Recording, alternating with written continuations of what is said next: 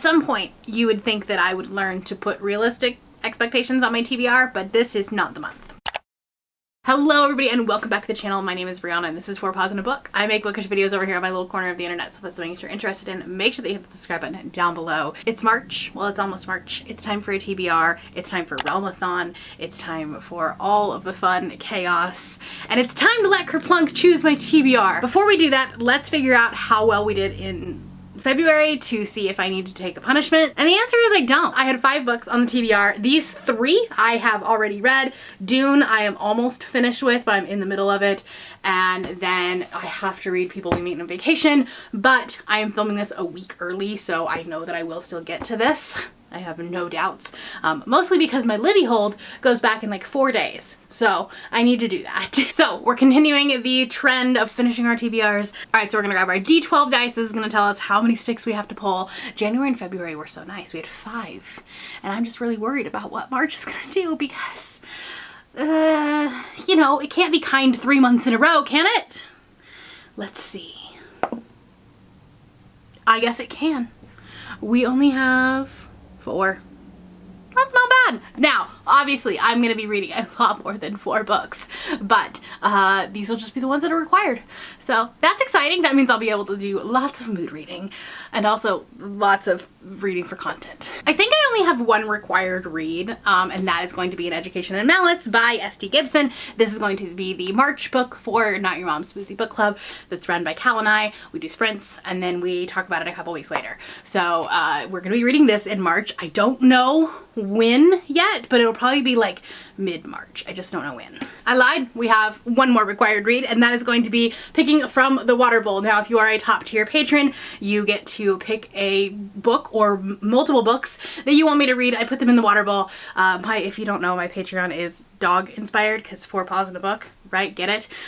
So we have the water bowl, and I pick 1 out every other month. So we had 1 for January and February, and now it's time for March. There's so much dust on this because it was sitting on the bottom shelf. Okay, here we go. I don't remember which color is the new ones and which one are the old ones. So we're gonna have a fun time. Okay, here we go. Okay, we have 56 days. And that was Aoife's pick. I used to own this, and I think I DNF'd. No, I didn't DNF it. I just unhauled it without reading it. It's a COVID-inspired book.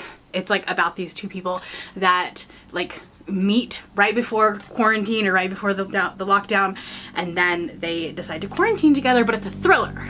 So I will find this. I think I can get it from my library or anything like that.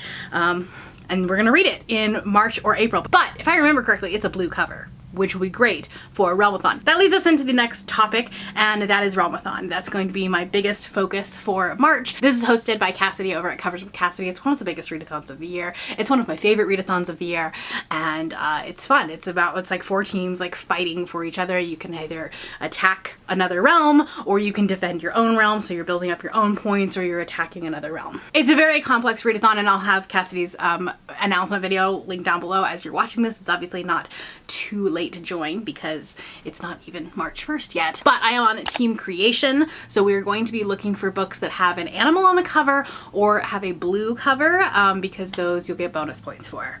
And then also if it has a school setting, so that's another thing that I'm gonna be trying to pick up and find. So all right, we got 4 polls. Let's go do it. It's time to play Kerplunk. I will have my playlist of all of these linked up above, but if you're new here, I play Kerplunk. I pull a stick, and each stick corresponds with a color card. I have to pick a card, and I have to find a book that fits the prompt. If it's green, that means the book needs to be set in the past. If it's orange or red, it needs to be set in the present. If it's yellow, it needs to be set in the future. Those black cards are right there are for if the balls drop, and I have to do a punishment. So far, we have not had that happen this year, and with 4, I'm hopeful that it won't, but I have no confidence. So let's just go. Oh, that one's really stuck in there. Here we go. Oh my gosh. If I just move the tower and balls fall, doesn't matter how many sticks I'm pulling. But there is our first one. It is a green. That means it's going to be set in the past.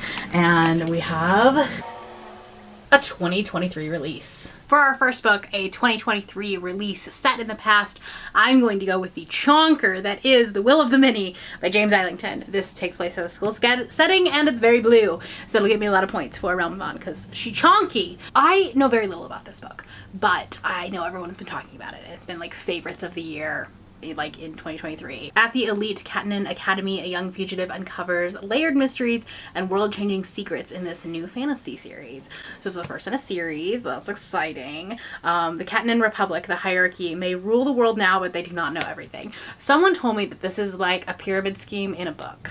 And that intrigues me so much. All right, let's go with pick number 2.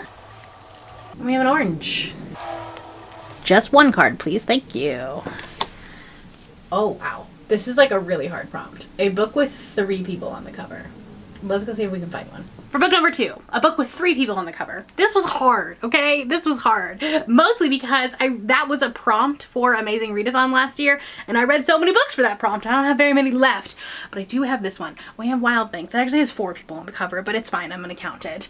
It's not blue, which is not great, but it does have some chickens on it, so it's, you know, we're still gonna get some bonus points. And this is about a woman who is kind of like stuck in a rut in a corporate job, and then she decides with some of her other friends that she's like gonna go off the grid and like live on this commune and like basically become a farmer with her gay friends. And that sounds like a grand time. I'm here for this. So I'm excited about this one. I'm also going to be doing a vlog for it. Pick number 3. Let's just go ahead and do a yellow so we have all of the colors. Here we go. Okay, we have an ebook. All right, a book set in the future that was an ebook was actually really hard because I was trying to find something that I already had on ebook, not one that I like owned physically that I could go to the library and get, which I may end up changing and doing it, but I do have, I very rarely accept and or request NetGalley arcs that are sci-fi, but I do have this one. It's been on there for a really, really long time, and that's January 15th, and this, I don't remember the author's name, but here it is. This is about a society where everyone gets like a universal basic income, and they have to, like, I think it's like trying to be this utopian society, but it's definitely not. And so we're following a couple of people that have like that, you know, receive the benefits and stuff like that, and it's gonna be like not all as it seems. I don't know. It's a short book. It's only like 230 pages, so it'll definitely be something that I can use during Peace Talks, which will give us an extra bonus. But I'm excited about it. I've had it on my NetGalley shelf for way too long. It came out in 2020. Time to pick our last book. Now, which color do we do? I feel like school settings are going to be mostly fantasy, at least the school settings that I like.